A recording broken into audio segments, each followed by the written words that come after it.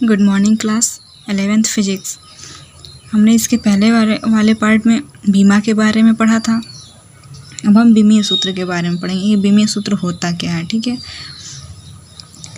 किसी दी हुई भौतिक राशि का बीमीय सूत्र वह व्यंजक है जो यह दर्शाता है कि उस भौतिक राशि में किस मूल राशि की कितनी बीमाएं हैं।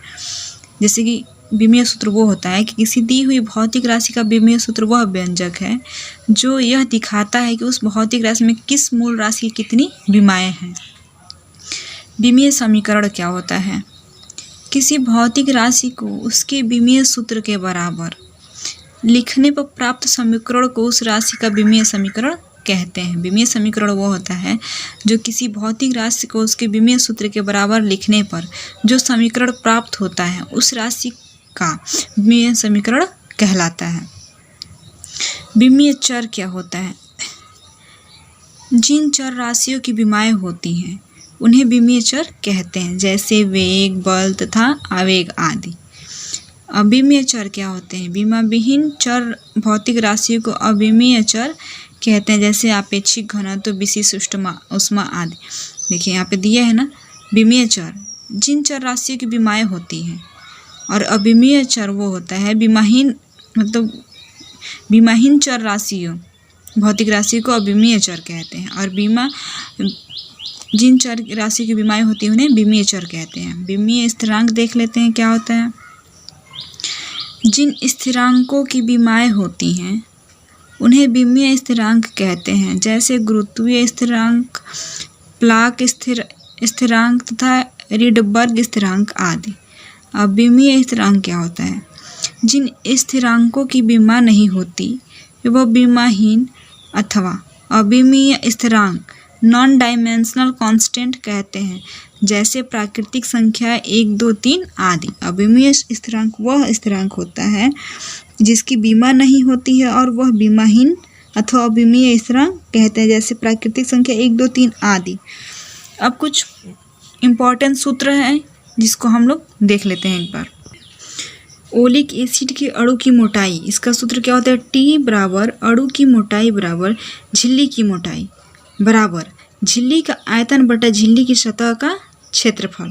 अब गुरुत्वीय संहति क्या होता है इसको देख लेते हैं। W1 by W2 equal to mg1 बटा बाई mg2, जहाँ mg1 mg2 गुरुत्वीय संहतियाँ हैं। त्रिभुजन विधि द्वारा ऊंचाई ज्ञात करने के लिए h equal to s x cot theta 2 minus cot theta 1 होता है। तारों की दूरी लंबन विधि द्वारा, ठीक है। अब जो इम्पोर्टेंट है उसी को देखते हैं। R equal to B by theta equal to φ1 plus φ2, जहाँ φ1 एवं φ2 पृथ्वी पर उपस्थित प्रेक्षक पर 6 महीने के अंतर पर तारे द्वारा बनाए कोण हैं। थीटा इक्वल टू लंबन कोण, बी इक्वल टू आधारक इक्वल टू सूर्य के परितः पृथ्वी का व्यास। अब देख लेते हैं n2 इक्वल टू n1 कोष्टक में m1 बट्टा m2 का होल का पूरा का होल ए स्क्वायर ए होता है। L1 L2 यहाँ पे जो कुछ चीज नहीं है तो मल्टीप्लाई हो जाएगा, यानी कि इंटू L1 बटा L2 का पावर B, T1 बटा T का पावर C। अब है परावर्तन, यानी कि रेडार विधि से दूरी ज्ञात करने के लिए, तो D equal to C into T by 2, जहाँ C निर्वात में प्रकाश की चाल है, T वह समय जिसमें वह इस दूरी को दो बार तय करता है। अब D equal to UT by 2 radar के लिए, जहाँ U ध्वनि तरंगों की चाल है। चंद्रमा का व्यास निकालने के लिए हमें क्या करना पड़ेगा?